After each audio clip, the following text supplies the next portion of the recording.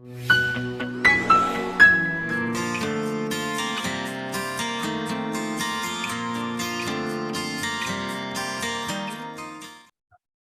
the infant does not develop properly, infant సరిగా develop అవ్వకపోయినా, if the bones do not grow, there is slow closing of the fontanelle.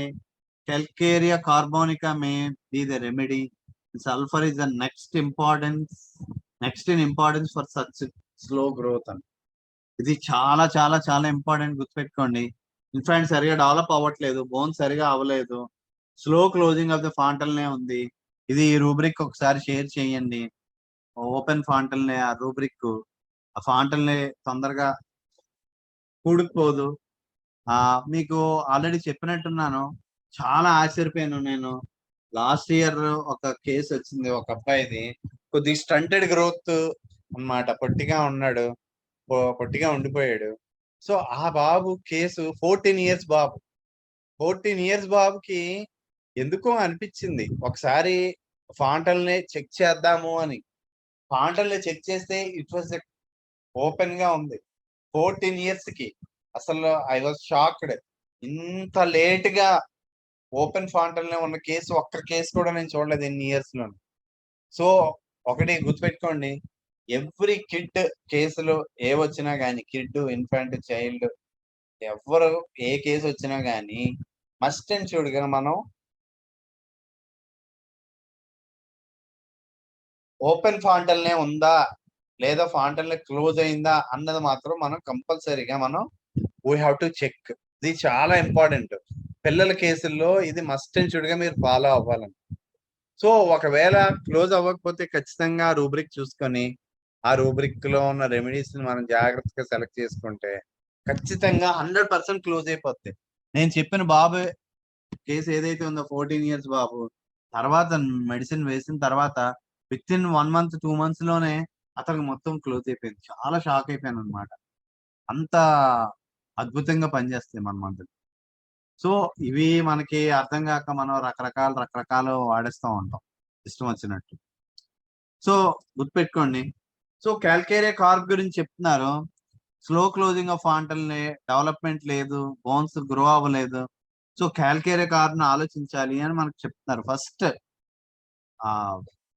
ఆ front రోలోనే మనకి ఆ calcarea carb ఉంటుంది. And sulphur is the next in importance for such slow growth అన్నారు. So sulphur కూడా చాలా important రెమెడీని ఇలాంటి slow growth లో అని మనకి చెప్తూ ఉన్నాను. You would not suppose that the sulfur patient is so nervous as he is, but he is full of excitement, easily startled by noise, wakens from sleep in a start, as if he had had a cannon report or seen a spook అన్నారు. So ఇక్కడ you would not suppose that the sulfur patient is so nervous. Sulphur patient చాలా nervous గా ఉంటాడని మనం అసలు ఊహించము అని మనకు చెప్తున్నారు. మీరు గుర్తుపెట్టుకోండి, చూడండి నాట్రమ్ కార్బ్ ఒక్కసారి కనుక చదివితే అందులో ఈ స్టార్ట్లింగ్ ఇవన్నీ కూడా మనకి ఉంటాయి నాట్రమ్ కార్బ్ లో. చాలా హైలీ నర్వస్ రెమెడీ అన్నమాట. సో ఎప్పుడైతే ఆ నర్వస్ రెమెడీ అయ్యిందో ఆ రెమెడీలో ఉన్న నర్వస్ డిజార్డర్స్ ని మీట్ అవ్వగలిగే ఆ కెపాసిటీ ఉంటుందని మనం అర్థం చేసుకోవాలన్నమాట. So is so nervous as he is, but he is full of excitement. చాలా ఎక్సైట్ అయిపోతూ ఉంటాడు అనమాట. ప్రతి చిన్నదానికి కూడా స్టార్టెడ్ ఫ్రమ్ నాయిస్. ప్రతి చిన్న సౌండ్ వచ్చింది, ఆ చిన్న సౌండ్ కి ఉలిక్కి పడతాడు అనమాట. From sleep in start as if he had a canon report అని అన్నాడు. సో అంటే ఈ క్యానన్ రిపోర్ట్ అంటే ఏంటి, మనకి ఫిరంగులు, క్యానన్ అంటే ఏంటి, మనకి ఫిరంగులు అంటారు కదా, పెద్ద పెద్దవి మనం ఆ సినిమాల్లో వాటిలో చూస్తూ ఉంటాం. మన గోల్కొండ ఫోర్ట్ లోని వాటిలో చూస్తూ ఉంటాం. ఆ ఫిరంగులు పెద్ద ఉండి వాటిలోనే ఆ మెటల్ బాల్స్ ని వేసి, మన బాహుబలి లాంటి సినిమాలను కూడా మనం చూసాం. బాహుబలి మూవీలో చూసే ఉంటారు. అలా వేసి వాటిని అలా ఎగరేస్తారు అనమాట. సో క్యానన్ అంటే అది అలా ఎగిరి ఫుల్ పెద్ద బర్స్ట్ అవుతుంది అనమాట. బర్స్ట్ అయ్యి చాలా పెద్ద సౌండ్ వస్తుంది. ఆ సౌండ్ ఆ సౌండ్ ఏదైతే ఉందో అలా సౌండ్ వచ్చినప్పుడు మనం ఎలా ఉలిక్కి పడతామో అలాగా ఈ పేషెంట్ ఆ చైల్డ్ ఎవరైతే ఉన్నారో ఆ చైల్డ్ అలాగ ఉలిక్కి పడతాడంట. స్టార్టిల్డ్ ఈజీలీ స్టార్టెడ్ బై నాయిస్. ఆ చిన్న ఆ నాయిస్ కే స్టార్ట్లు అయిపోతాడు అనమాట. స్టార్ట్లు అయిపోయి ఆ ఫుల్ గా స్టార్ట్లు అయిపోతాడు. ఎంతలా స్టార్ట్లు అయిపోతాడు as if he had a canon report అన్నాడు. ఆ క్యానన్ రిపోర్ట్ ఆ పెద్ద ఆ బాంబు పేలినంత సౌండ్ వచ్చి వాడు ఇదైపోతాడు.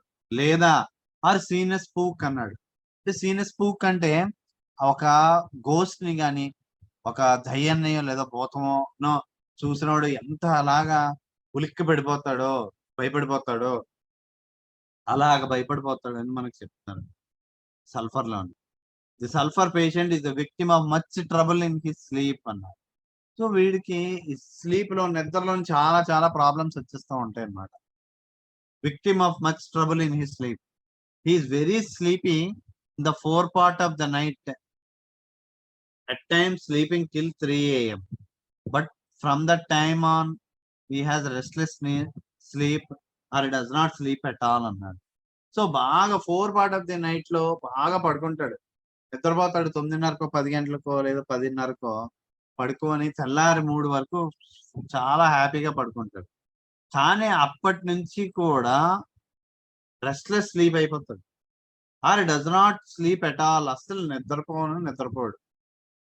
He dreads daylight, wants to go to sleep again, and when he does sleep, he can hardly be aroused and wants to sleep late in the morning. ఇక్కడ మనకి ఈ మధ్య కాలంలో ఇప్పుడు మన అందరి ఇళ్లలోని కూడా ఇది అందరికీ బాగా సుపరిచితం. ఇక్కడ యంగ్స్టర్స్ చాలా మంది ఉన్నారు కాబట్టి వాళ్ళకు కూడా చాలా మంచి experience.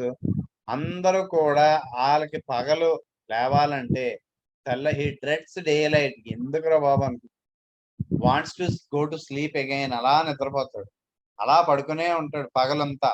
And when he does sleep he can hardly be aroused. అంటే లేచాడు ఉదయాన్నే, లేచిన వెంటనే ఒక 2 నిమిషాలు అలా చూసి ఎందుకురా బాబు అని పడుకున్నాడు. పడుకున్న తర్వాత వాడిని చచ్చినా సరే కుంభకర్ణులా నిద్రపోతాడు, వాడిని అస్సలు లేపలేము. And wants to sleep late in the morning. అలాగా తెల్లారి వరకు అలాగ నిద్రపోతాడు. అలా that is the time he gets his best rest and his soundest sleep. తెల్లారే పడుకుంటాడు చూసారా, అది వాడికి బెస్ట్ టైమ్ ఆఫ్ స్లీప్ అని మనకు చెప్తున్నారు. అప్పుడు నిద్రపోతాడు ఎప్పటి వరకు, 10 వరకు 11 వరకు కూడా. That is the time he gets his best rest and his soundest sleep. Is must disturbed by dreadful dreams and nightmare. So నిద్రలోని భయంకరంగా డ్రెడ్ఫుల్ డ్రీమ్స్ వస్తాయి అండ్ నైట్ మేర్ చాలా చాలా చాలా వస్తూ ఉంటాయి. గుర్తుపెట్టుకోండి, సల్ఫర్ మనం చదువుతున్నంత సేపు కూడా మనకి ప్రతి సిమ్టమ్ కూడా మనకు ఉన్నట్టే అనిపిస్తుంది. అంత బ్రాడ్ యాక్టింగ్ రెమెడీ, అంత డీప్ యాక్టింగ్ రెమెడీ, అంత మోస్ట్ ఇంపార్టెంట్ పాలిక్రిస్ట్ రెమెడీ అన్నమాట. పాలిక్రిస్ట్ ఒక్కటే అయితే సరిపోదు, పాలిక్రిస్ట్ తో పాటుగా మోస్ట్ డీప్ యాక్టింగ్ రెమెడీ చాలా కాన్స్టిట్యూషన్స్ ని చాలా మార్చగలిగేంత సత్తా ఉంటుంది అనమాట ఈ మన సల్ఫర్ కి. when the symptoms agree, sulfur will be found a curative medicine in erysipelas అన్నారు.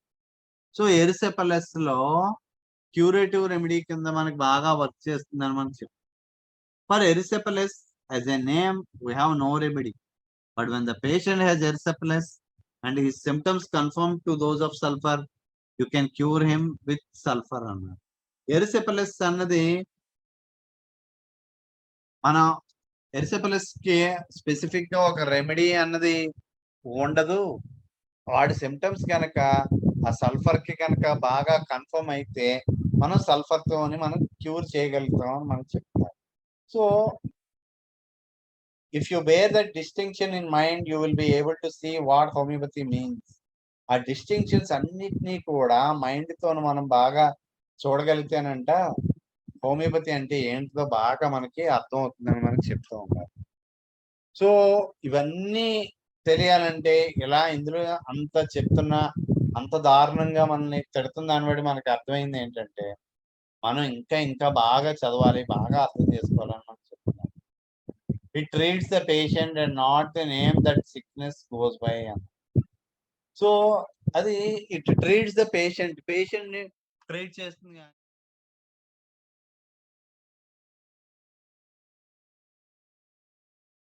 సల్ఫర్ చదువుతున్నాం కదా, ఇందులో ఆ సిఫిలిస్ గురించి వాటి గురించి చెప్పారు.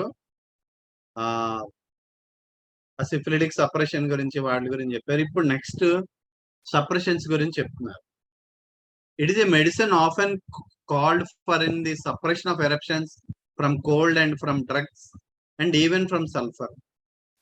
So suppression of eruptions cold వలన కానీ లేదా ఏదైనా మెడిసిన్స్ వలన కానీ ఈవెన్ సల్ఫర్ వాడడం వల్ల ఎరప్షన్ సప్రెస్ అయిపోయినా కానీ అక్కడ ఫ్రమ్ సల్ఫర్ అంటే ఈవెన్ ఫ్రమ్ సల్ఫర్ అంటే సల్ఫర్ క్రూడ్ ఫామ్ లో అన్నమాట.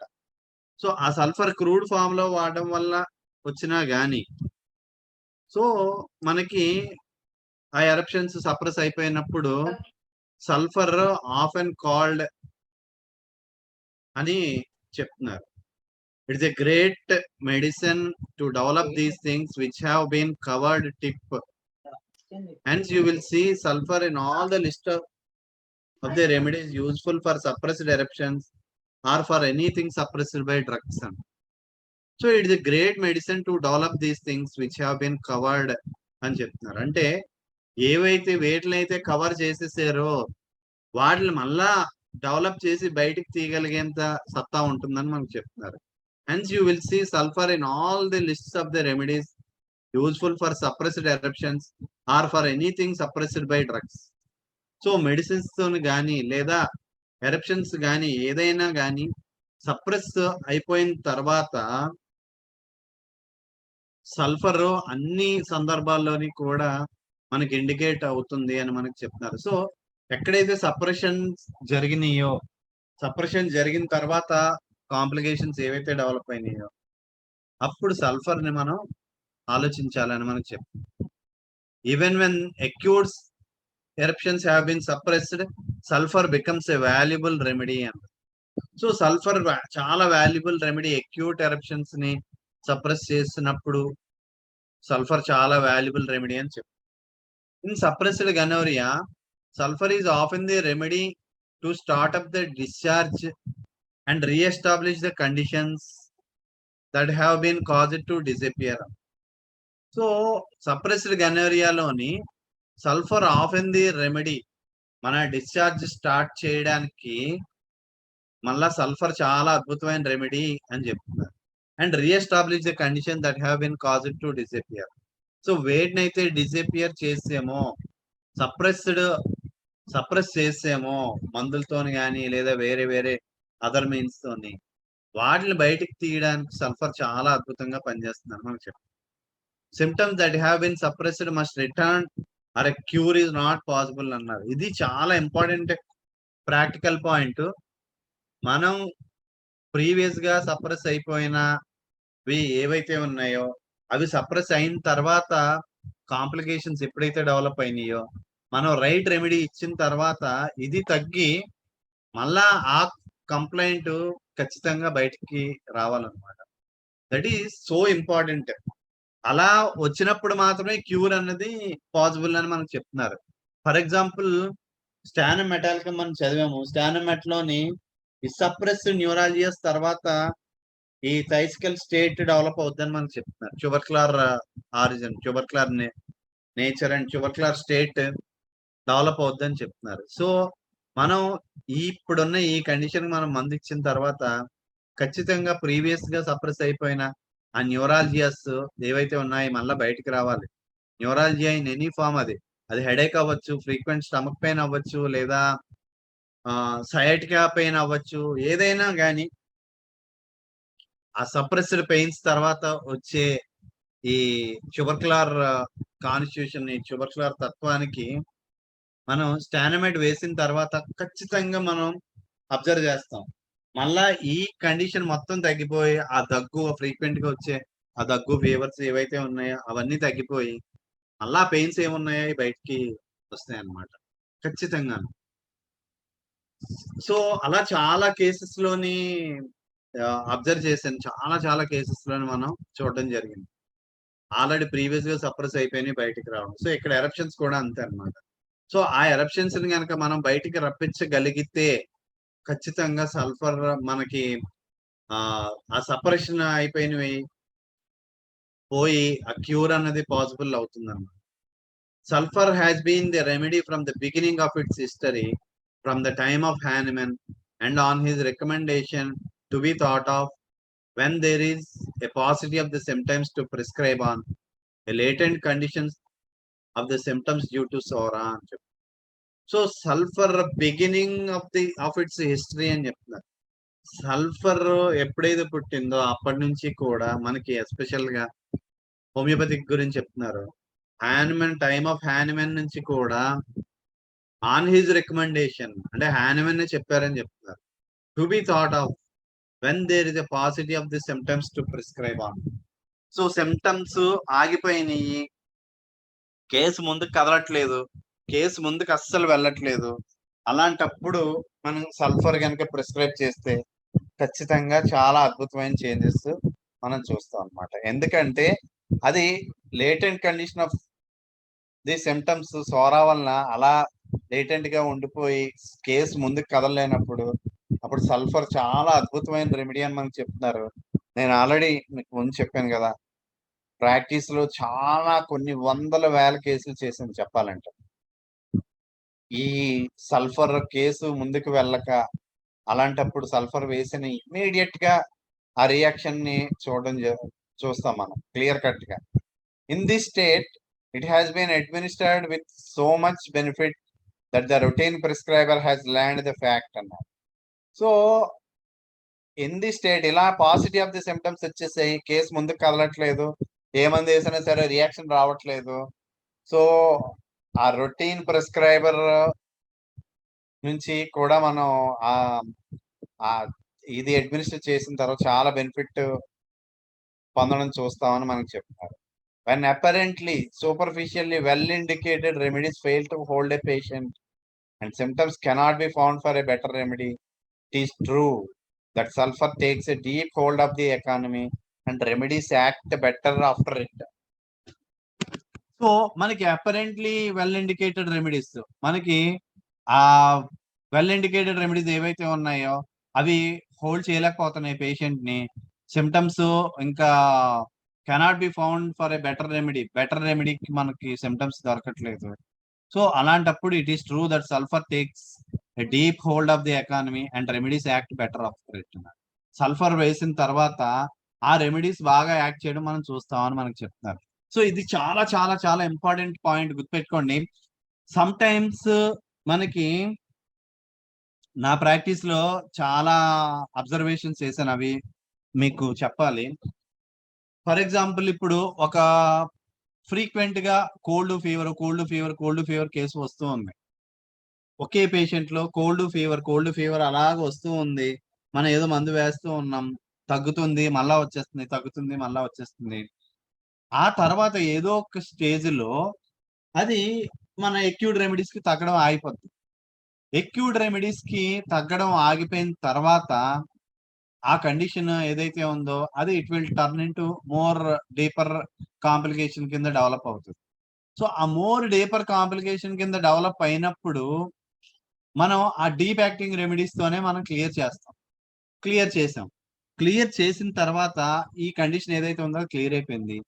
ఆ తర్వాత మళ్ళా వాడికి జలుబు ఫీవర్ వచ్చినాయి అనుకోండి, అప్పుడు మనకి మళ్ళా సింపుల్ రెమెడీస్ తోనే తగ్గిపోవడాన్ని మనం అబ్జర్వ్ చేస్తాం. ఎందుకంటే ఆ రూట్ అవుట్ చేసేస్తాం. మన డిసీజ్ ఎప్పుడైతే మనం రూట్ అవుట్ చేసామో మళ్ళీ అది పెరిఫరల్ గా వచ్చేస్తుంది. సో మామూలుగా ఈ సీజనల్ గానో ఎప్పుడో మళ్ళా వచ్చినా గానీ ఆ ఎక్యూట్ రెమెడీ గానీ టక్కుమని తగ్గిపోవడం మనం అబ్జర్వ్ చేస్తాం అనమాట.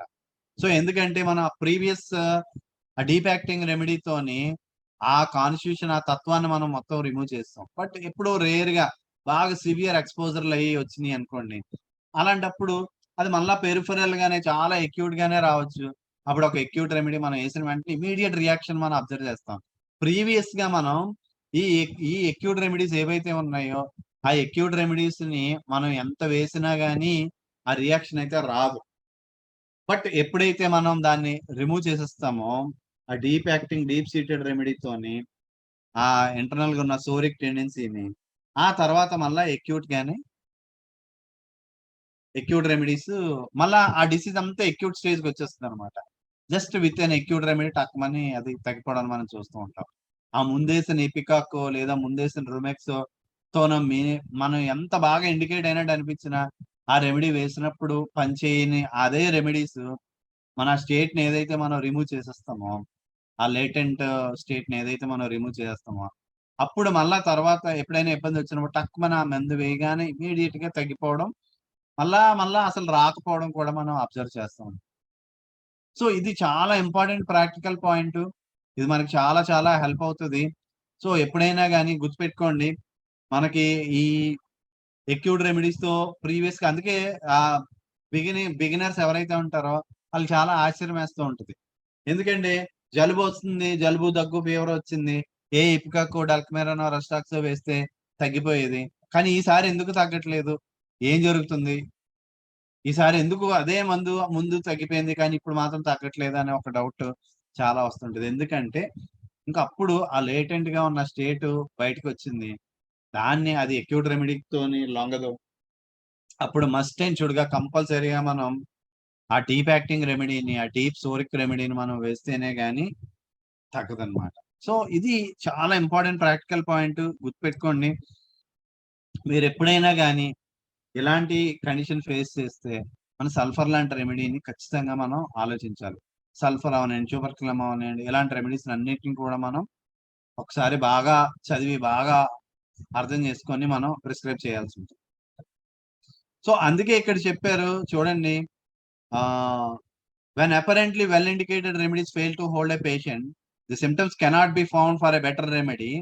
It is true that sulfur takes a deep hold of the economy and remedies act better after it అన్నారు. సో మళ్ళా సల్ఫర్ వేసిన తర్వాత ఆ రెమెడీస్ ఏవైతే ఉన్నాయో అవి చాలా బెటర్ గా యాక్ట్ చేయడం మనం అబ్జర్వ్ చేస్తాం. This is well established from experience. So ఆ ఎక్స్పీరియన్స్ తోని క్లియర్ కట్ గా ఎస్టాబ్లిష్ అవుద్ది. మీ ప్రాక్టీస్ లో కూడా ఎస్పెషల్లీ అంటే కొన్ని కండిషన్స్ మనం లిమిట్ చేయలేము, చాలా బ్రాడ్ రెమెడీ ఇది. బట్ కానీ ఫీవర్ కేసుల్లో వాటిలో కూడా మనం ఊహించలేనంత ఎక్స్ట్రాడినరీ చేంజెస్, ఎక్స్ట్రాడినరీగా మనకి సల్ఫర్ యాక్షన్ తీసుకొని వస్తుంది. అసలు వీ కెనాట్ బిలీవ్. చాలా సందర్భాల్లో మనం అస్సలు ఊహించలేనంతలాగా యాక్షన్ మనకి స్టార్ట్ అవుతుంది. ఒక కేసు చెప్పాలి ఎగ్జాంపుల్, ఒక లోబార్ న్యూమోనియా కేసు ఒక చైల్డ్ అరౌండ్ ఒక 9 to 10 years ఉంటాయి. ఆ చైల్డ్ కి హెవీ ఫీవర్, హెవీ టెంపరేచర్, చూసి అర్థమయ్యి ఎక్స్రే చేయించి లోబార్ న్యూమోనియా కన్ఫర్మ్ చేసి అప్పటికి ఒక 8 days అయింది, 8 or 9 days. 9 days అయిన తర్వాత ఫీవర్ అది తగ్గిపోయింది. ఫీవర్ అది తగ్గిపోయినా గానీ మనిషి మొద్దులో అలా ఉండిపోతున్నాడు. అలా ఉండిపోయి కదలడు, మెదలడు, తిండి తినడు, ఏమి చేయడు. అలాగా చూస్తూ ఉంటాడు, అలాగే ఏమి చేయడు. సో అప్పుడు నేనే వాళ్ళ ఇంటికి వెళ్ళాను. చూడండి బాబు, అసలు ఏంటి జ్వరం అయితే తగ్గిపోయింది ఆల్మోస్ట్, కానీ ఏంటి మనిషి అసలు ఒలకట్లేదు, పలకట్లేదు, కదలట్లేదు, ఏమీ చేయట్లేదు, తిండి తినట్లేదు, ఏమీ చేయట్లేదు, అలా ఉన్నాడు. వెళ్ళిన వెంటనే చూసి this sulphur was selected. Sulphur వేశాను. సల్ఫర్ వేసిన తర్వాత మార్నింగ్ అరౌండ్ 11 o'clock వేసిన తర్వాత ఈవినింగ్ 5 to 6 వరకు నిద్రపోయాడు. 5 to 6 వరకు నిద్రపోయి, I still remember, it was recorded in my mind. వీళ్ళేమో టెన్షన్ పడిపోతున్నారు, కంగారు పడిపోతున్నారు. ఇదేంటి పడుకున్నాడు లేవట్లేదు, ఎంతకి లేవట్లేదు అని నేను స్ట్రిక్ట్ గా చెప్పాను. ఎట్టి పరిస్థితుల్లోనూ నిద్రపోయినాడు లేపద్దు, వాడు ఎంత టైం అయినా కానీ మీరు లేపద్దు అని చెప్పాను. ఈవినింగ్ 6కి లేచాడు. ఈవినింగ్ 6కి లేచి నైట్ ఫుల్ గా పడుకున్నాడే మళ్ళా అన్ని గంటలు పడుకున్నాడు. పడుకొని లేచిన తర్వాత ఆకలి ఆకలి ఆకలి అని గోలగోల చేస్తూ ఇమీడియట్ గా ఏం పెట్టాలంటే ఏదో చెప్పాను, పెట్టారు. అంటే ఆ డ్రగ్ రియాక్షన్, ఎస్పెషల్లీ సల్ఫర్ యొక్క రియాక్షన్ అంత అద్భుతంగా ఉంటది, మనం అసలు ఊహించలేము అనమాట. ఎస్పెషల్లీ ఎక్యూట్ కాంప్లికేషన్స్ లో కేసు ఒక స్టేజ్ వరకు వచ్చి ఆగిపోయిన తర్వాత ముందుకు వెళ్ళట్లేదు అని అనిపించినప్పుడు సల్ఫర్ మన ఊహకు అందనంత అద్భుతంగా మనకి పనిచేస్తూ ఉంటుంది. బట్ ప్రతిదానికి ఒక క్లాజ్ ఉంటుంది, provided it is when it is well indicated. ఇది వెల్ ఇండికేటెడ్ అయినప్పుడు. బట్ కానీ చాలా సందర్భాల్లో ఇలాంటి కండిషన్స్ లో ఖచ్చితంగా మనకి సల్ఫర్ ఇండికేషన్ అన్నది మనం చూస్తూ ఉంటాం. చాలా సందర్భాల్లో మీరు గనక ఎస్పెషల్ గా ఈ ఫీవర్స్ అలాంటి కేసులు కనుక బాగా ట్రీట్ చేయగలిగే వాళ్ళు అయితే మీకు ఇంకా చాలా అద్భుతంగా ఆ ఫీల్ వస్తుంది అనమాట. సల్ఫర్ అంత అద్భుతంగా మనకి పనిచేయడాన్ని మనం అబ్జర్వ్ చేస్తాం.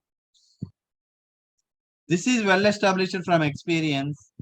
You will find at times when you have given a remedy which seems well indicated that it does not hold the case, and then you give the next best indicated remedy and then the next with the same result. అంటే కొన్నిసార్లు మనం ఒక బాగా indicated అయిన రెమెడీని వేసాము కానీ hold అవ్వట్లేదు.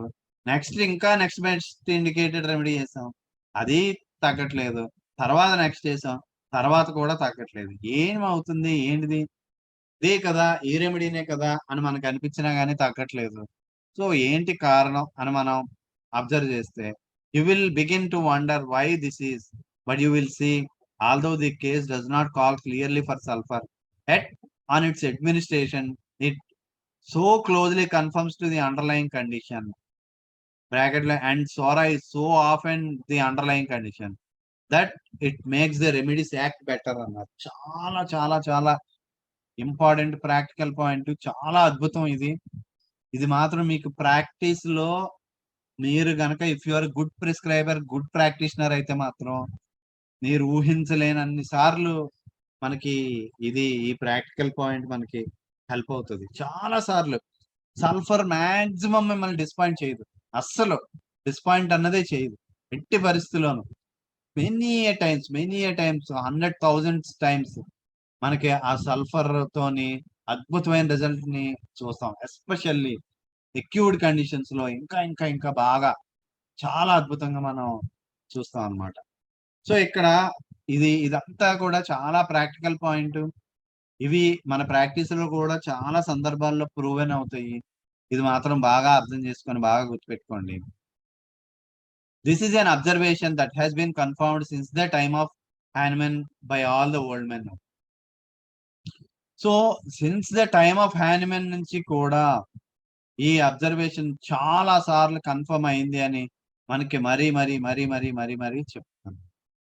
Such things are only necessary when there is a paucity of symptoms, where after much study it is necessary to resort to what seem the best measures justifiable to a certain extent, based upon observation and upon a knowledge of the conditions underlying the constitution of the whole case.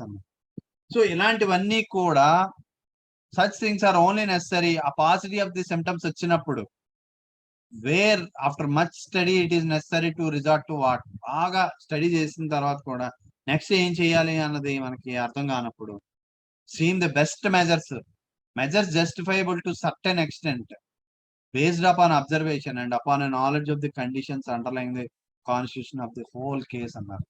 చాలా అద్భుతం ఇదంతా కూడా. ఇది అది practical గా మనం ఆ experience పొందినప్పుడు మనకి ఇప్పుడు చదువుతున్నది అంత ఆనందం మనకు కలుగుతుంది అనమాట. చాలా చాలా చాలా. We know that underlying these cases with few symptoms there is a latent condition, and that is either SORA, syphilis or psychosis. If it were known to be syphilis, we would select the head of the class of the remedies looking like syphilis. If known to be psychosis, we would select the head of the class of the remedies looking like psychosis. Sulfur stands at the head of the list of the remedies looking like the underlying SORA, and so if the underlying constitution is known to be soric and it is a masked case, sulfur will open up the latent cause, and even if it does not act on a positively curative basis, it is true that a better representation of the symptoms come up అన్నారు. ఇది కూడా చాలా చాలా చాలా important practical point, గుర్తుపెట్టుకోండి. మనకి ఈ positive of the symptoms వచ్చిన తర్వాత మనం బాగా స్టడీ చేసిన తర్వాత underlying latent condition either psora, syphilis or sycosis block చేసేస్తుంది కేసును ముందుకు వెళ్ళనివ్వకుండా. అప్పుడు సిఫిలిస్కి అయితే ఆ సిఫిలిటిక్ రెమెడీస్, మనకి సైకోసిస్ కి అయితే సైకోటిక్ రెమెడీస్, సల్ఫర్ కి అయితే ఆ head of the list of the remedies looking like underlying Sora psoric condition ఉన్న రెమెడీస్ ని మనం చూసుకొని, and so if the underlying condition ఈ నోన్ టు బి సోరిక్, అది మాస్క్డ్ కేసు కనుక అయితే సల్ఫర్ వేసిన తర్వాత లేటెంట్ కాజ్ ను పూర్తిగా ఓపెన్ చేసేసి, అది కనుక క్యూర్ చేయలేని సందర్భాల్లో మనకి మంచి సిమ్టమ్స్ ని better representation of the symptoms బయటికి వస్తాయి. అప్పుడు మనకి రెమెడీ సెలెక్షన్ చాలా చాలా ఈజీ అవుతుందని చెప్పు. సో కొన్ని సందర్భాల్లో మనకి ఇలాగా రెమెడీస్ మనకి కేసును బాగా ఓపెన్ అప్ చేయడం మనం చాలా సందర్భాల్లో మనం అబ్జర్వ్ చేస్తూ ఉంటాం. ఒక కేసు ప్రీవియస్ గా మేము చేసిన కేసే, అది ఆల్రెడీ క్లాస్ కూడా చెప్పడం జరిగింది. ఆ క్లాస్ మరి ఎంతమంది విన్నారో ఎంతమంది గుర్తుందో నాకు తెలియదు. ఒక ప్రెగ్నెన్సీ కేసులో నా అమ్మాయికి చాలా హెవీ ఫీవర్ వచ్చేసింది, చాలా సివియర్ ఫీవర్ వచ్చేసింది. ఆ ఫీవర్ తో పాటు బ్లీడింగ్ కూడా అయిపోయింది. ఆ బ్లీడింగ్ ని రిపర్టరీలోని మేము first time in my life అసలు అన్ఇమాజినబుల్ రూబ్రిక్ అదైతే. మీరు ఆ రూబ్రిక్ ఏంటంటే మెన్సెస్ ప్రెగ్నెన్సీ డ్యూరింగ్ అని ఒక రూబ్రిక్ ని చూసాం అన్నమాట. ఎందుకంటే ఆ అమ్మాయికి బ్లీడింగ్ అయిపోతుంది, డాక్టర్ దగ్గర పంపించాం గైనకాలజిస్ట్ దగ్గరికి పంపిస్తే బేబీ ఈజ్ ఇంటాక్ట్, లోపలంతా ప్రాబ్లం ఏం లేదు, లోపలంతా that is in the 3rd month or 4th month. So లోపలైతే ఏం ప్రాబ్లం లేదు, ఈవెన్ దో బ్లీడింగ్ అయినా కానీ ఆవిడ కన్ఫర్మ్ చేసి చెప్పారు. సో అప్పుడు ఇదేంటిది, ఈవిడ బ్లీడింగ్ అయిపోతుంది, అబార్షన్ ఏమో అనుకున్నాం. బట్ అబార్షన్ అవ్వకుండా ఈ బ్లీడింగ్ అయిపోతుంది ఏంటి, ఇదేంటిది, ఇది ఎలా చూడాలనేది ఒకసారి రెపర్టరీ మొత్తం తిరిగేస్తే ఆ రూబ్రిక్ దొరికింది. సో ఆ రూబ్రిక్ దొరికి ఆవిడకి మందులేసి ఆ అమ్మాయికి 106 టెంపరేచర్కి వెళ్ళిపోయి మధ్యలో సెప్సిస్ వచ్చిందేమో అని పైరోజనం వేసి అన్ని వేసిన తర్వాత ఒక లాస్ట్ బట్ 1 ప్రిస్క్రిప్షన్, ఆ ముందు ఆ ఫాస్ఫరస్ వేసినా సరే పని చేయలేదు.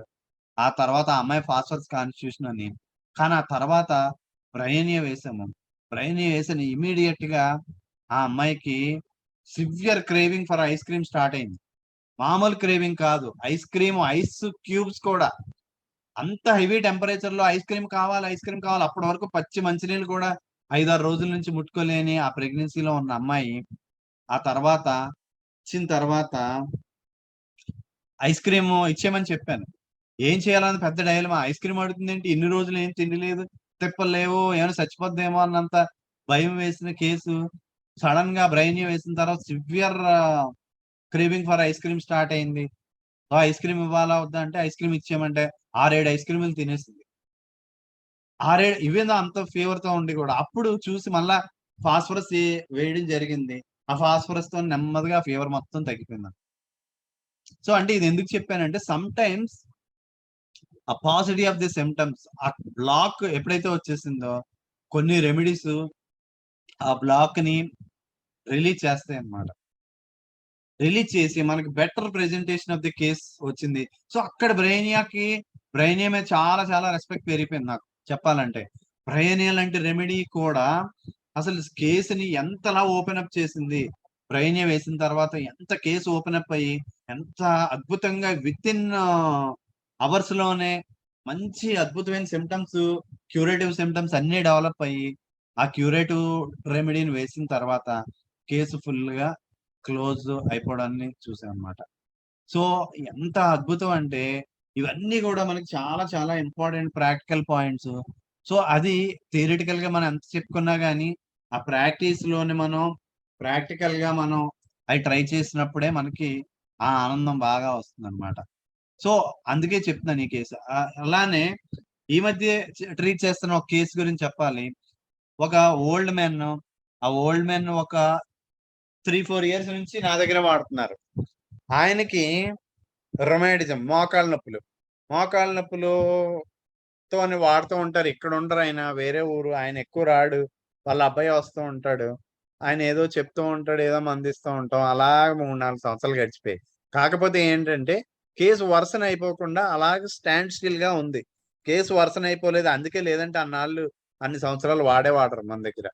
సో కేసు వర్సన అవ్వట్లేదు, అలాగేం తగ్గట్లేదు, అలా కంటిన్యూ అవుతుంది. అలా కంటిన్యూ అవుతూ కూడా ఈ మధ్య ఒక ఐ ప్రాబ్లమ్ డెవలప్ అయింది. ఒక్క 5-6 months బ్యాక్ బాగా ఐ ప్రాబ్లం డెవలప్ అయ్యి విజన్ బాగా ఇబ్బంది అయిపోయి అలోపతి డాక్టర్లు ఏవో రకరకాలుగా చేశారు. చేసిన తర్వాత అప్పుడు ఇంకా మోకాళ్ళ నొప్పులు బాగా వర్సన అవ్వడం స్టార్ట్ అయిపోయాయి.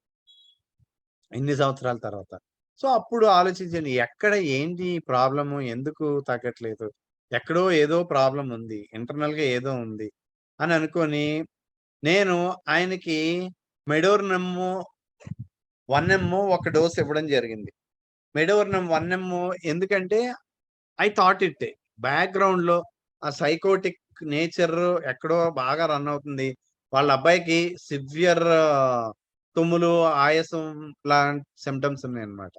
సో, దీనికి ఆయన రొమాటిజంకి, ఆయన ఆర్థరైటిస్‌కి ఏదో రిలేషన్ ఉందనేసి ఆలోచించి, ఆ మెడోర్నం 1 ఇవ్వడం జరిగింది. ఒక్క డోస్ మాత్రమే ఇచ్చాను. అది ఇచ్చిన తర్వాత ఆయనకి రిలీఫ్ స్టార్ట్ అయింది. చాలా ఆశ్చర్యం అన్నమాట. ఆ మోకాళ్ళ నొప్పులయి రిలీఫ్ చాలా స్టార్ట్ అయింది. అప్పుడు నేను యాక్చువల్‌గా ప్రీవియస్‌లీ ఐ గెస్స్‌డ్ బట్ ఆయన్ని అడగలేదు. అప్పుడు వాళ్ళ అబ్బాయిని నేను అడిగానన్నమాట. ఏంటి మీ ఫాదర్ పొజిషన్ ఏంటి? ఏంటిది? ఇలాగా సెక్సువల్ డిసీజెస్ అలాంటివి ఏమన్నా ఉన్నాయంటే ఆయనెళ్లి వాళ్ళ మదర్‌ని అడగడం జరిగింది. వాళ్ళ మదర్‌ని అడిగితే, మీ బిగినింగ్‌లో ఇంకా మీరు పుట్టకముందు ఆయనకేదో ప్రాబ్లమ్ ఉండేది. అలాగా హాస్పిటల్‌కి తిరిగేవాడు. తిరిగి ఏ మందులు వాడేవాడు. ఆ మందులు వాడిన తర్వాత తగ్గిపోయిందని ఆవిడ ఓపెన్ అప్ అయ్యి చెప్పారన్నమాట. సో, అంటే ఇదెందుకు చెప్తున్నానంటే, అక్కడ ఆ బ్యాక్‌గ్రౌండ్ దాని వలన అక్కడ పాజిటివ్ ఆఫ్ ది సింప్టమ్స్ వచ్చాయి. ఎందుకంటే అండర్‌లయింగ్ సైకోటిక్ నేచర్ కంటిన్యూయస్‌గా రన్ అయిపోతూ ఉంది. సో, అది మనం ఇచ్చే ఈ రెమెడీస్ వేటిని కూడా ఆ డీప్‌లోకి వెళ్లి రిమూవ్ చేయనివ్వడం లేదన్నమాట. రిమూవ్ అవ్వట్లేదు. ఈ రెమెడీస్ యొక్క డెప్త్ ఆహ్, ఆ పర్టిక్యులర్ కేస్‌లో సరిపోవటం లేదు. సో, మెడోర్నం వేసిన తర్వాత కేసు ఓపెన్ అప్ అయ్యి ఆయన చాలా రిలీఫ్ ఆయనకి రావడం జరిగిందన్నమాట. So, this is one example. అంటే ఆ అండర్‌లయింగ్ కండిషన్ ఏంటిదన్నది కూడా మనం బాగా అర్థం చేసుకున్నప్పుడే మనం ఆ రెమెడీస్‌ని మనం కరెక్ట్‌గా ఇవ్వగలుగుతాం అన్నమాట. ఇక్కడ మనకి చెప్పిన ఈ పాయింటే. ఏం చెప్తున్నారు? And as sulphur is to psora, so is mercurius to syphilis and thuja to sycosis అని చెప్తున్నారు. సో, ఇక్కడ సల్ఫర్ సోరాకి, మెర్క్యూరియస్ సిఫిలిస్‌కి, తూజా సైకోసిస్‌కి కూడా అలాంటి ఆ లేటెన్సీ వచ్చినప్పుడు మనం ఇవ్వాల్సి ఉంటుందని మనకి చెప్తున్నారనమాట. సో, ఈ కేసులో నేను అంతకు మెడోర్నం కన్నా ముందు తూజానే ఇచ్చాను ఫస్ట్.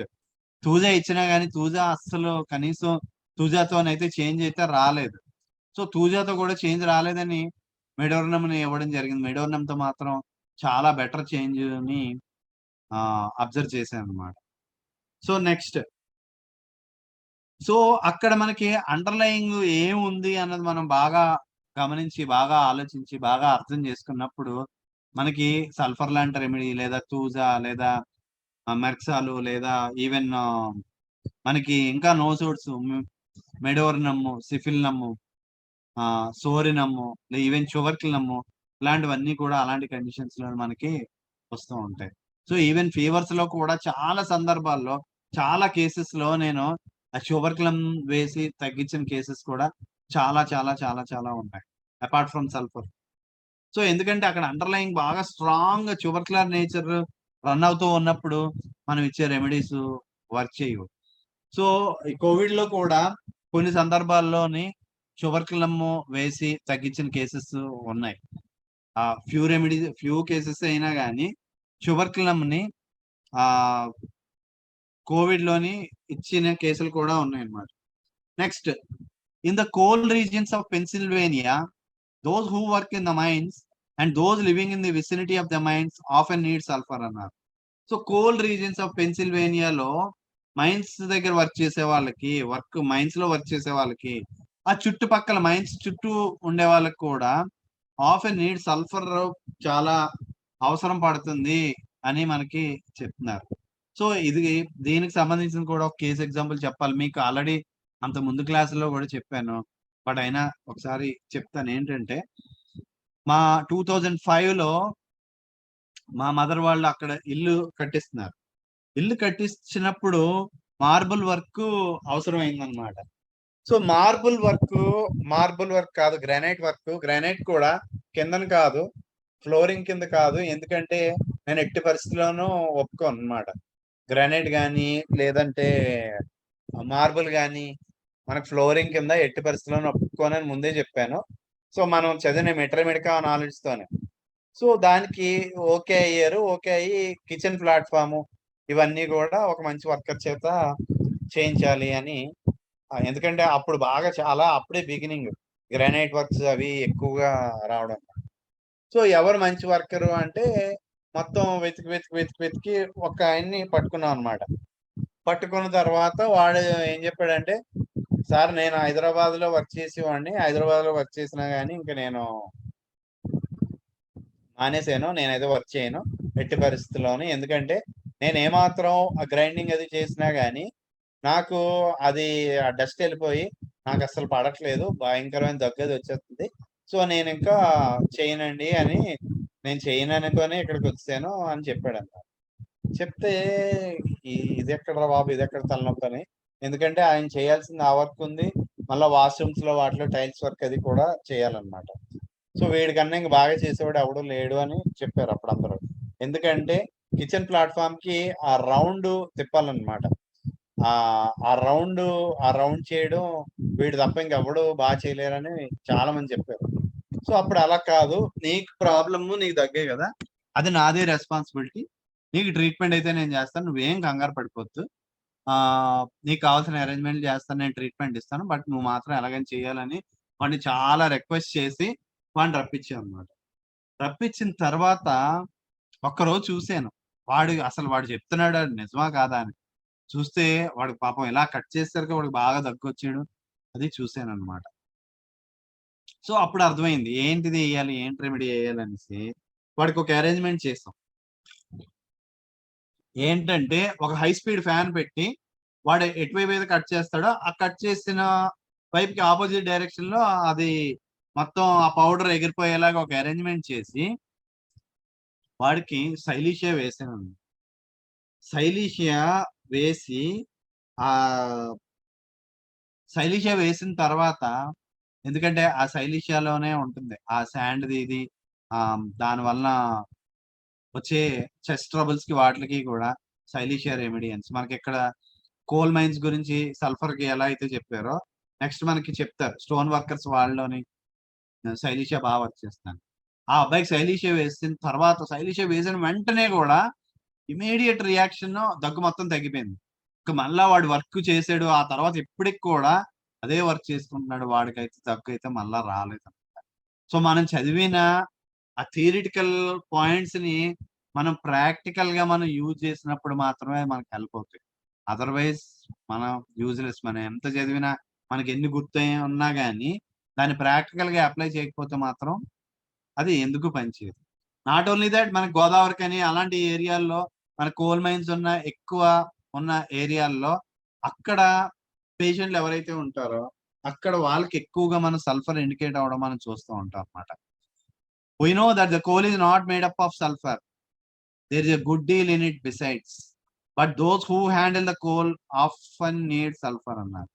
సో కోల్ అయితే సల్ఫర్ తోని తయారవ్వదు, అందులో ఉన్నా గానీ సల్ఫర్ ఉన్నా గానీ, కానీ ఎవరైతే హ్యాండిల్ చేస్తారో కోల్ని వాళ్ళకి మాత్రం సల్ఫర్ అవసరం పడుతుందని మనకు చెప్తారు.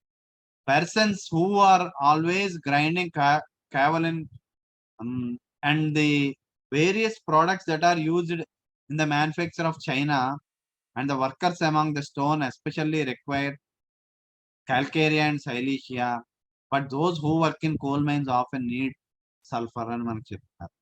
సో ఎక్కువగా ఈ స్టోన్ ఈ చైనా ప్రోడక్ట్స్ అంటే, చైనా అంటే మనకి ఇప్పుడు చైనా ప్రోడక్ట్స్ అని కాదు, మనకి పింగాణి సామాన్లు ఏవైతే ఉంటాయో అవన్నీ కూడా మేడప్ ఆఫ్ దాన్ని చైనా అని అంటారు కదా.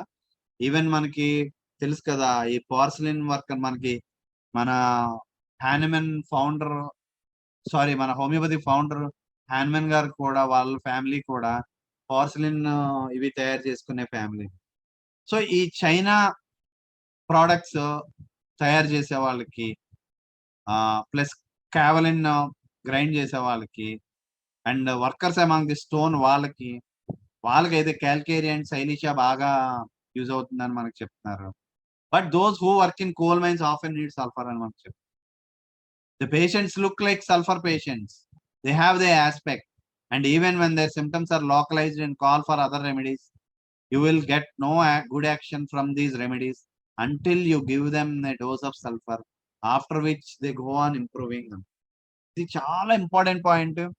మనకి the patients look like sulphur patients, వాళ్ళకి ఆ ఆస్పెక్ట్ కనిపిస్తూ ఉంటది. అండ్ ఈవెన్ వాళ్ళ సిమ్టమ్స్ అన్ని లోకలైజ్డ్ గా ఉన్నా గానీ, వేరే అదర్ రెమెడీస్ మనకి ఇండికేట్ అయినట్టు అనిపించినా గానీ, మనకి ఆ రెమెడీ.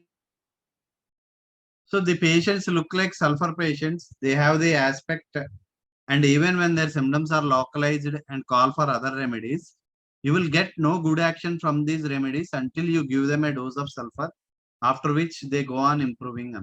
అంటే మనకి ఈ కోల్ మైన్స్ లో వాటిలో వర్క్ చేసే వాళ్ళకి, వాళ్ళు ఖచ్చితంగా మనకి చూడడానికి సల్ఫర్ లానే కనిపిస్తారు.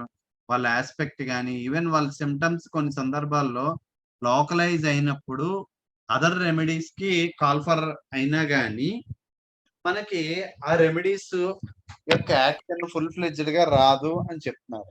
అంటిల్ మనం సల్ఫర్ ఇస్తేనే గాని వాళ్ళు ఇంప్రూవ్ అవ్వరు అని మనకి చెప్తున్నారు అనమాట. Some believe this is due to the fact that there is so much sulphur in the coal.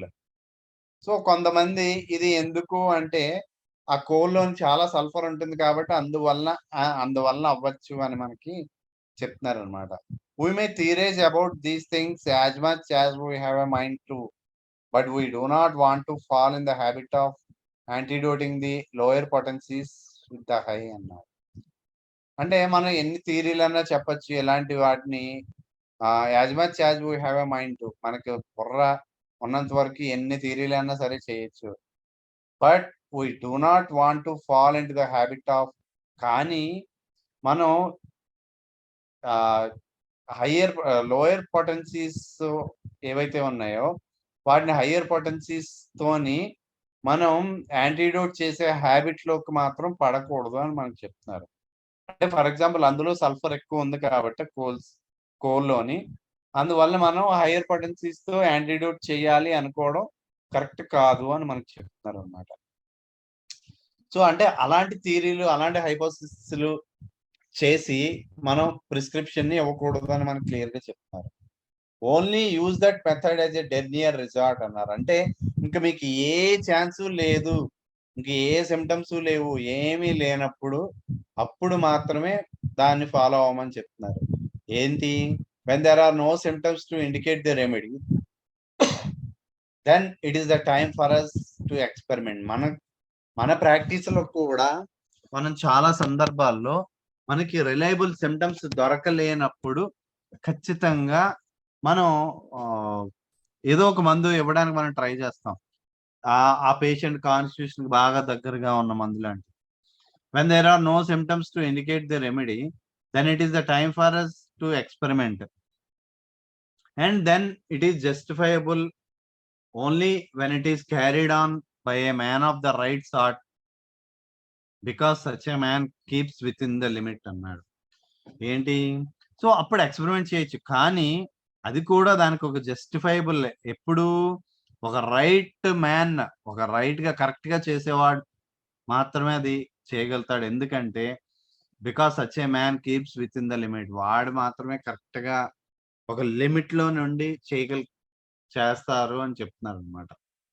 Such a man is guided by the symptoms in each case so far as a symptoms speak out అన్నాడు. అలాంటి వాడు ఆ symptoms తోనే ప్రతి కేసులోని ఆ symptoms ని చూసుకునే symptoms ని బట్టే వెళ్తారు అని మనకి చెప్తున్నారు అనమాట. సో మనం సిమ్టమ్స్ లేనప్పుడు రెమెడీని ఇండికేట్ చేసినప్పుడు అప్పుడు కూడా చాలా కేర్ఫుల్ గానే రెమెడీస్ ని ఇవ్వాలి అని మనకు చెప్తున్నారు. అడ్డదిడ్డంగా ఇవ్వడానికి లేదు. ఒక రైట్ థింకింగ్ ఉన్న పర్సన్ మాత్రమే అలా చేయగలుగుతాడు. ఎందుకంటే వాడికి ఆ లిమిట్స్ అయ్యి బాగా కరెక్ట్ గా తెలుస్తాయి. అదర్వైజ్ లేదంటే మనం అడ్డదిడ్డంగా ట్రీట్మెంట్లు ఇవ్వడం వల్ల ఉపయోగం ఉండదని మనకి చెప్తున్నారు. In inflammatory conditions, a purplish appearance of the inflamed parts, a venous engorgement is seen under sulfur. Inflammations వచ్చినప్పుడు ఆ పర్ప్లిష్ అపియరెన్స్, ఇన్ఫ్లమేషన్ ఉన్న చోట వెనస్ ఎంగార్జ్మెంట్ ఇవన్నీ కూడా చూస్తాం అని చెప్తున్నారు. మనం ముందే చెప్పుకున్నాం. Sulphur is a Venus remedy అని. సో, ఆ వీనస్ రెమెడీస్‌లో ఉండే ముఖ్యమైన ఈ పర్పులిష్ డిస్కలరేషన్ అవన్నీ గూడా మనకి ఆ వీనస్ రెమెడీస్‌లోని మాత్రమే మనం చూస్తాం. సో, లైక్ లాక్సిస్, క్రోటాలిస్ ఆరిడిస్ మనకి సల్ఫర్, పల్స్టిల్లా ఇలాంటి రెమెడీస్ అన్నీ గూడా. సో, ఇవి మన మైండ్‌లో బాగా మనకి రన్ అవ్వాలన్నమాట. సో, మనం పల్స్టిల్లా చదివినప్పుడు, కార్బోవేట్ చదివినప్పుడు మనం క్లియర్‌గా చదువుకున్నాం. ఏంటి ఆ ఈడిమా, ఆ పఫీనెస్ అది మనం చూస్తాం. ఎందుకంటే ఆ వీనస్ ఎంగార్జ్‌మెంట్ వలన ఆహ్, ఆహ్, కాల్కేరియా కార్బ్‌కొచ్చేసరికి కార్బోవేజ్‌కొచ్చేసరికల్లా పల్స్టిల్లా కన్నా ఇంకా మోర్ అడ్వాన్స్‌డ్ మోస్ట్ అడ్వాన్స్‌డ్‌గా అయిపోయి సిస్టమ్ మొత్తం స్టాగ్నేషన్ వచ్చేస్తదన్నమాట అక్కడ లోపల. ఆ స్టాగ్నేషను, ఆ టచ్ సెన్సు, ఆ లేజీనెస్సు ఇవన్నీ కూడా అయిపోయి, ఆ బ్లడ్ ఫ్లో అవ్వడం కూడా సరిగా అవ్వదు ఇంటర్నల్‌గా ఆ వెయిన్స్‌లోని. సో, ఎప్పుడైతే ఆ బ్లడ్ ఫ్లో అది అవ్వలేదో, అది మొత్తం ఆ బాడీ మొత్తం గూడా ఆ పఫీనెస్ అవి మనకు క్లియర్ కట్‌గా మనకి కనిపిస్తూ ఉంటుందన్నమాట. సో, కార్బోవేజ్ లాంటి రెమెడీ అవనియండి, లేదా పల్స్టిల్లా లాంటి రెమెడీ అవన్నీ కూడా మనం క్లియర్ కట్‌గా మనం చూసి అర్థం చేసుకొని మనం ఇచ్చేయొచ్చనమాట. ఆ లేజినెస్ కార్బోవేజ్‌కొచ్చేసరికల్లా మోస్ట్ లేజినెస్ ఉంటుంది. అది ఫిజికల్ కాన్స్టిట్యూషన్‌లో కూడా మనం దాన్ని క్లియర్ కట్‌గా అబ్జర్వ్ చేయొచ్చు. సో, ఆ లేజినెస్ వల్లనే ఆ ఇంటర్నల్‌గా ఉన్న డైజెస్టివ్ సిస్టమ్ కూడా చాలా స్లో అయిపోతదనమాట. ఆ డైజెస్టివ్ సిస్టమ్ స్లో అయిపోయి చాలా స్లోగా డైజెస్టివ్ ప్రాసెస్ అయ్యి అందులో భాగంగానే ఆ ఫ్లాటులెన్స్ మొత్తం ఫార్మ్ అయిపోయి ఇవన్నీ జరుగుతాయన్నమాట. సో, గుర్తుపెట్టుకోండి ఆ ప్రొలాంగ్డ్ ఇండైజెషన్ ఆ డైజెషన్ అది సరిగా అవ్వట్లేదంటే, వాళ్ళలోని కూడా వీనస్ కాన్స్టిట్యూషన్ డెవలప్ అవుతున్నది అని మనం అర్థం చేసుకోవచ్చనమాట. సో, అక్కడ ఆ పోర్టల్ వెయిన్స్ గాని అవన్నీ గూడా వాటిలోని ఆ సర్క్యులేటరీ డిస్టర్బెన్సెస్‌ని మనం ఆ కార్బోవేజ్‌లోని కూడా మనం చూస్తాం. Next measles. When they come out with that purplish colour they often require sulphur అన్నారు. మీజిల్స్‌కొచ్చేసరికల్లా అవి పర్పులిష్ కలర్‌లోకొస్తే ఇంకా మనకి వెరీ ఆఫెన్ రిక్వైర్ సల్ఫర్ అన్నారు. సల్ఫర్‌ని మనం ఆలోచించకుండా వేయొచ్చు మాక్సిమం కండిషన్స్‌లోనే. Sulphur is a great remedy in measles అన్నారు. మీజిల్స్‌లో సల్ఫర్ చాలా అద్భుతమైన రెమెడీ అని మనకు చెప్తున్నారు. The routinist can do pretty well in the disease with pulsatilla and sulphur. Occasionally requiring aconite and euphrasia అన్నారు. ఎంత రొటీన్ ప్రిస్క్రైబర్ అయినా గాని ఆ పల్స్టిల్లాతోని, సల్ఫర్‌తోని చాలా ఈజీగా చేసేయగలుగుతారు అని మనకు చెప్తున్నారు. కెన్ డూ ప్రెట్టీ వెల్ అన్నారు. అంటే ఆ 2 రెమెడీస్ ఆ పర్టిక్యులర్ కండిషన్స్‌లో అంత అద్భుతంగా పనిచేస్తాయని మనకి అర్థం అన్నమాట. అంత ఫ్రీక్వెంట్‌గా పనిచేస్తుందని మనం అర్థం చేసుకోవాలి. Occasionally requiring aconite and euphrasia. Aconite, euphrasia కూడా అకేషనల్‌గా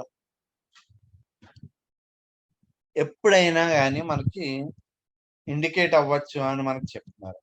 especially with sulfur modifies the case when the skin is dusky and the measles do not come out అన్నాడు. సో, మనం ఆహ్, ఈ మీజిల్స్ బయటికి రావట్లేదు తొందరగా. పేషెంట్ బాగా బాధపడిపోతున్నాడు. ఎరప్షన్స్ బయటికి రావాలి. కానీ అవి బయటికి రావట్లేదు. అలాంటప్పుడు ఎస్పెషల్లీ మీజిల్స్‌లో డస్కీ కలర్‌లో ఉన్నప్పుడు సల్ఫర్ వేసిన తర్వాత చాలా అద్భుతంగా పనిచేస్తుందని మనకు చెప్తున్నారనమాట.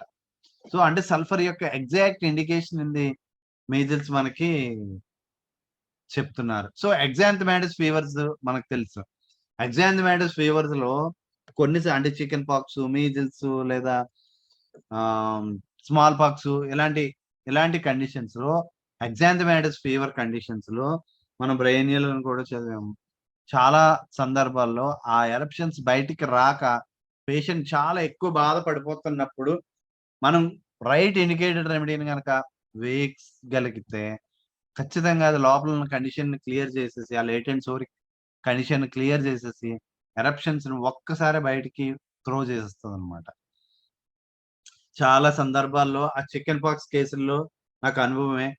ఎందుకంటే కొన్ని సందర్భాల్లో కేస్ విల్ బి ప్రొలాంగ్డ్. ఆ వైటల్ ఫోర్స్ ఎప్పుడైతే బాగా లోలో ఉందో, ఆ లోగా ఉన్నప్పుడు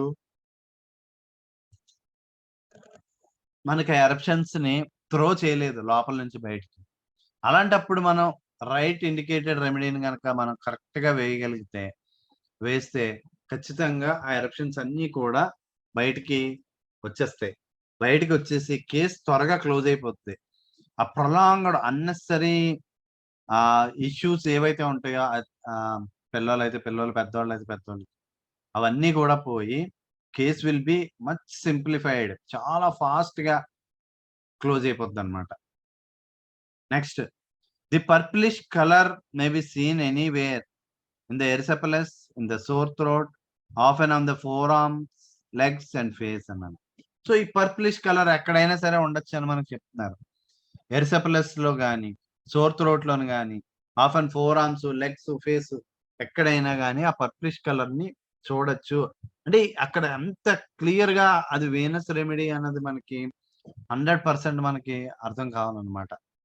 సల్ఫర్ యొక్క వీనస్ సిస్టమ్ మీద ఉండే ఆ కెపాసిటీ మనకి ఈ ఎవ్రీ సిమ్టమ్ బట్టి కూడా మనకి అర్థం అవుతుంది అనమాట. The dreadful effects of vaccination are often cured by sulphur. Dreadful effects of vaccination కూడా ఈ రూబ్రిక్ ఒకసారి తీయండి, తీసి ఒకసారి షేర్ చేయండి. ఎఫెక్ట్స్ ఆఫ్టర్ వ్యాక్సినేషన్ డ్రగ్స్ ఏమున్నాయి ఒకసారి చూడండి. In this it competes with thuja and melandrinum అన్న. మెలాండ్రనమ్ తూజాతో కూడా ఆ రెండింటికి తగ్గ ధీటుగా మనకి సల్ఫర్ వర్క్ చేస్తుందని మనకు చెప్తున్నారు అనమాట. సో ఈ డ్రెడ్ఫుల్ ఎఫెక్ట్స్ ఆఫ్ వ్యాక్సినేషన్ కూడా sulphur one of the most important remedy. మనకి ఆ పర్పులిష్ ఆస్పెక్ట్ అనేసరికల్లా మనకి అక్కడ లాక్సిస్ గుర్తు రావాలి. ఆ లాక్సిస్ లోని సేమ్ మనం చూస్తాము. సో అది కూడా వీనస్ సిస్టమ్ మీద మాక్సిమం వర్క్ చేస్తుంది. మనకి ఇక్కడ మన సల్ఫర్ కూడా ఆ వీనస్ సిస్టమ్ మీదే ఫుల్ ఫ్లెడ్జ్డ్ యాక్షన్ ఉంటుందన్నమాట. Next, in the mental state which gives out the real man, shows four the real interior nature, we see that sulfur vitiates his affections, driving him to a most marked state of selfishness అన్నారు. So mental state గురించి చెప్తున్నారు. Mental state internal గా ఉన్న ఆ real man ని expose చేస్తాయని చెప్తున్నారు. Shows four the real interior nature, ఆ లోపల ఏ నేచర్ ఉందో అదంతా కూడా మనకు బయటకు కనిపిస్తుంది అని చెప్తున్నారు. We see that sulphur vitiates his affections. Sulphur వాడి ఎఫెక్షన్స్ ని ఎంతలా ఎఫెక్ట్ చేస్తుంది అంటే ఒక సెల్ఫిష్ పర్సనాలిటీ కింద డెవలప్ అయిపోతాడు అనమాట. He has no thought of anybody's wishes or desires but his own. అవతలుడు ఎలా చచ్చిపోతాడో ఎలా ఇదైపోతాడో వీడికి అనవసరం. ఓన్లీ వాడు ఏమనుకుంటే వాడికి ఏది కావాలో అది మాత్రమే మన సల్ఫర్ కి తెలుసు అనమాట. సో అదే ఆలోచిస్తాడు. అవతలోడి గురించి మినిమం కూడా ఆలోచించాడు. Everything that he contemplates is for the benefit of himself. వాడు ఏమి చేసినా గానీ వాడి స్వార్థం కోసమే చూసుకుంటాడు. This selfishness runs through the sulphur patient. There is absence of gratitude అన్నాడు. సో ఈ సెల్ఫిష్నెస్ మొత్తం మన సల్ఫర్ పేషెంట్లు అలా రన్ అవుతూనే ఉంటది. There is absence of gratitude అన్నాడు. వాడికి గ్రాటిట్యూడ్ అన్నది ఉండదు అని మనకి చెప్తున్నారు అనమాట. సో మైండ్ సిమ్టమ్స్ లో ఇది చాలా చాలా చాలా మైండ్ ఇంపార్టెంట్. కాకపోతే గుర్తుపెట్టుకోండి, ప్రతి కేసులోని కూడా మనం చదివిన అన్ని సిమ్టమ్స్ మనకు అంత క్లియర్ గా ఎగ్జిబిట్ అవ్వాలని లేదు. మన క్లియర్ కట్ గా మనకి ఇండికేట్ అవ్వాలని కూడా లేదు ప్రతి సిమ్టము కూడా. బట్ కొన్ని స్పెసిఫిక్ సిమ్టమ్స్ మనకి బయటికి బాగా క్లియర్ గా కనిపించవచ్చు. సో దాన్ని బట్టే మనం వెళ్ళాలి. Sometimes especially acute conditions లో, I'm not talking about the chronic conditions, acute conditions లో ఒక మోస్ట్ ఇంపార్టెంట్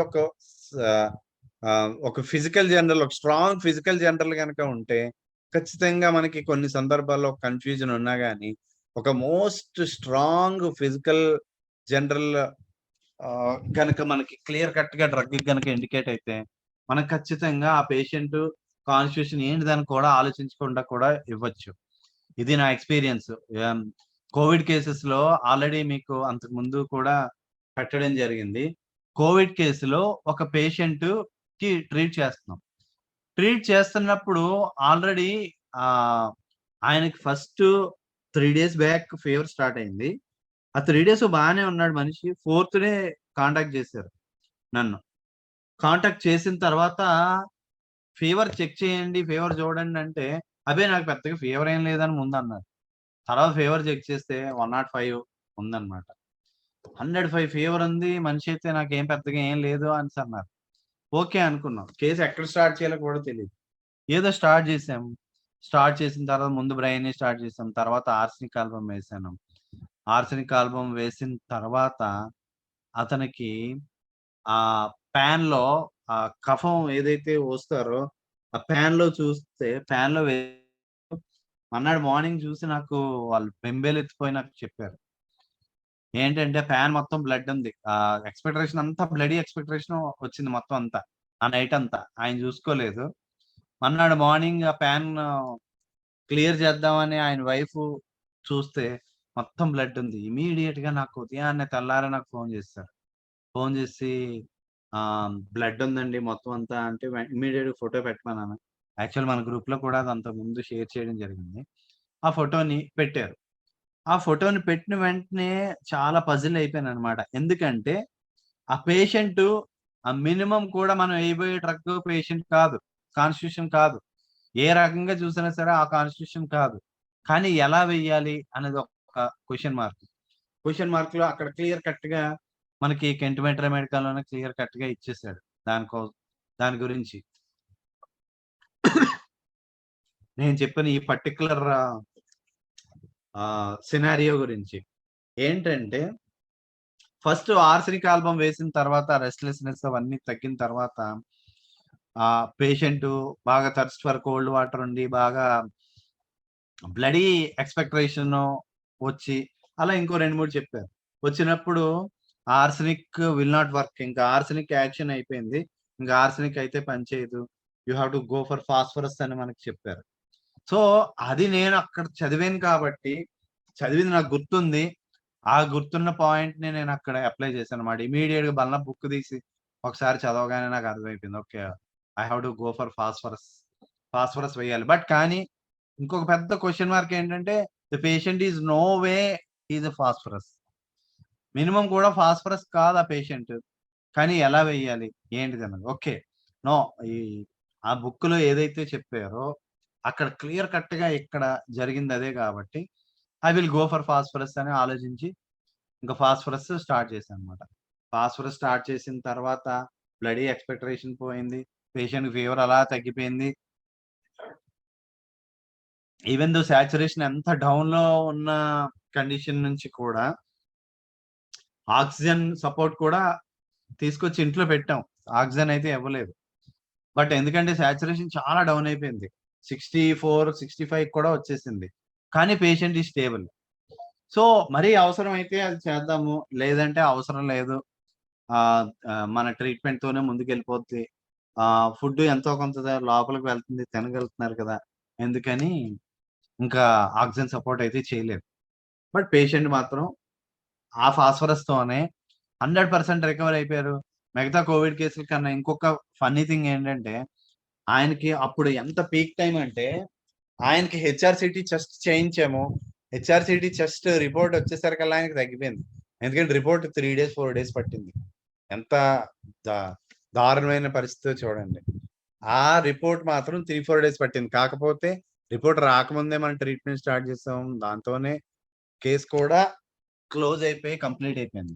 ఎందుకు చెప్తున్నానంటే సమ్‌టైమ్స్ బహుశా అది నాకు క్రానిక్ కండిషన్స్‌లో ఎప్పుడు ఇలాంటి ఎక్స్‌పీరియన్స్ అయితే రాలేదు నాకు. బట్ అక్యూట్ కండిషన్స్‌లో మాత్రం ఖచ్చితంగా ఒక స్ట్రాంగ్ ఫిజికల్ జనరల్ ఆ రెమెడీ గనక మనకి చూపిస్తా ఉంటే ఖచ్చితంగా మనం ఆ రెమెడీని వేయొచ్చు అన్నది నాకు అర్థమైంది. ఎందుకంటే దీనికి ముందు ఒక స్టోరీ ఉంది. అది కూడా మీకు చెప్పాలి. నేను అక్కడ మా గురువుగారి దగ్గర ఆయన బుక్స్ అవి ఫేర్ చేస్తున్నప్పుడు ఆయన దగ్గరికి చాలా మంది వస్తూ ఉండేవాళ్ళు. అందులో ఒక ఆయన అడిగారనమాట. ఆయనకి హెమరాయిడ్స్‌తో పాటు బ్లీడింగ్ పెర్ రెక్టము వచ్చేస్తుందని చెప్పారు. యాక్చువల్‌గా ఆయన కూడా నాకు అర్థమైందేంటంటే, ఆయన మినిమమ్ కూడా ఫాస్ఫరస్ పేషెంట్ అయితే కాదు. కానీ డాక్టర్ గారు ఆయనకి ఫాస్ఫరస్‌ని ఇండికేట్ చేసి ఇచ్చారనమాట. ఫాస్ఫరస్‌తో ఆయనకి తర్వాత తగ్గిపోయింది. అది వేరే విషయం. బట్ కానీ నా మైండ్‌లో ఒక స్ట్రాంగ్ ఇది ఉండిపోయిందనమాట. ఆయన ఏ కోసానా కూడా ఫాస్ఫరస్ కాదు కదా! ఎందుకు ఫాస్ఫరస్ ఇచ్చారు? ఏంటిది అన్నది అప్పుడు నా మట్టి బుర్రకి అప్పుడు ఎక్కలేదు. బట్ కానీ ఈ పర్టిక్యులర్ కేస్‌కొచ్చిన తర్వాత నాకు బాగా అర్థమైందనమాట. ఓకే. ఆక్ ఆక్ ఎందుకంటే ఇది జరగడానికి మోర్ దాన్ 22 ఇయర్స్ బ్యాక్ జరిగిందది. బట్ ఈ 22 ఇయర్స్ తర్వాత నాకు దానికి ఆన్సర్ దొరికిందనమాట. ఓకే. సో, అంత అక్యూట్ కండిషన్స్‌లో ఒక స్ట్రాంగ్ ఫిజికల్ జనరల్ గనుక మనం ఆహ్, మనకి ఆ రెమెడీ గనక ఇండికేట్ చేస్తే ఖచ్చితంగా మనం ఆ రెమెడీని మనం ఇండికేట్ చేసి వేయొచ్చు అన్న విషయం నాకు అర్థమైంది. అది క్రానిక్ కండిషన్స్‌లో ఎప్పుడూ కూడా నాకు ఆ ఎక్స్‌పీరియన్స్ అయితే రాలేదు మాక్సిమం.